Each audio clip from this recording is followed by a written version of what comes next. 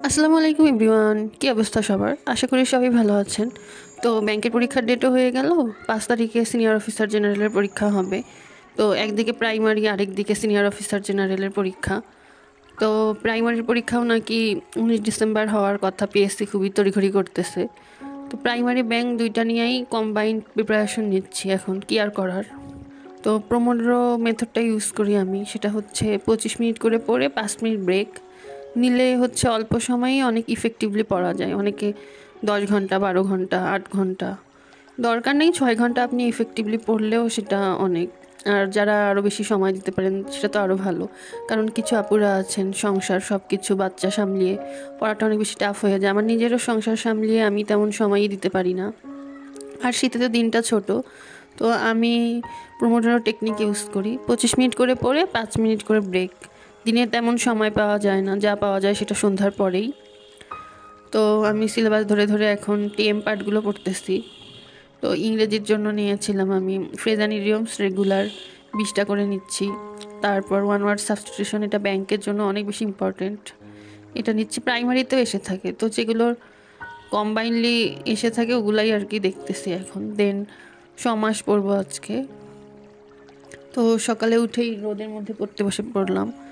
উঠতে উঠতে অনেক দেরি হয়ে গেছে, সেই 9টার দিকে পড়তে বসেছি। তারপর রাত পর্যন্ত যতটুকু কভার করা যায় টার্গেট নিয়ে পড়ছি আর কি। তো টিএম পার্টের কিছু জিনিস আমি লিখে রাখি, এটা হচ্ছে আমার টিএম পার্টের নোট খাতা। তো যখন পড়তে হয় আমি এখান থেকে রিভিশন দিয়ে নিই। কম্পিউটারটাও আমি আগের দিন নোট খাতা থেকে পড়েছিলাম। তো নোট খাতা করলে কি হয়, অনেক ইজিলি অনেক তাড়াতাড়ি রিভিশন দেওয়া যায় আর কি। তো আগের দিন সব টপিকই শেষ করছি, আজকে দেখি কতটুকু টার্গেট অ্যাচিভ করতে পারি। তো সাম্প্রতিকগুলো আমি বইয়ের মধ্যে লিখে রাখি যেটা পাই, কারণ ব্যাংকে সবচেয়ে বেশি সাম্প্রতিক থেকেই এসে থাকে। তো ব্যাংকের জন্য আমি সাজেশনমূলক একটি নোট বানিয়েছি, যেটাতে কোন টপিক থেকে সবচেয়ে বেশি আসে সেগুলো দেয়া রয়েছে। তো এটা দেখেই আমি টার্গেট নিয়ে এই কয়টা দিন পড়বো, আর তো বেশি সময় নেই। তো ম্যাথ আমি করা শুরু করব, কিছুদিন ম্যাথ অফ রেখেছিলাম, তো ব্যাংকের জন্য ম্যাথ আবার শুরু করতেছি প্রফিট অ্যান্ড লস দিয়ে। তো দেখি আজকে টার্গেট অ্যাচিভ করতে পারবো কি না। তো যারা আপুরা আছেন, মায়েরা আছেন, তাদের জন্য বলছি যে আমাদেরকে প্রাউড ফিল করানোর জন্য আমাদের নিজেকেই লড়াই করতে হবে।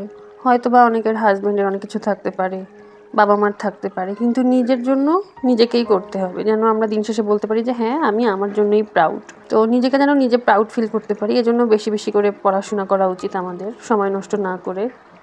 পড়লেই আল্লাহ তাআলা আছেন, তো কারো পরিশ্রমী উনি বৃথা হতে দেন না। তো আশা করি ভালো কিছু হবে। তো সবাই ভালো থাকবেন। আমি আমার ডেইলি রুটিন পড়াশোনা আপনাদের সাথে শেয়ার করার চেষ্টা করি। সবাই আমার জন্য দোয়া করবেন। আল্লাহ হাফেজ।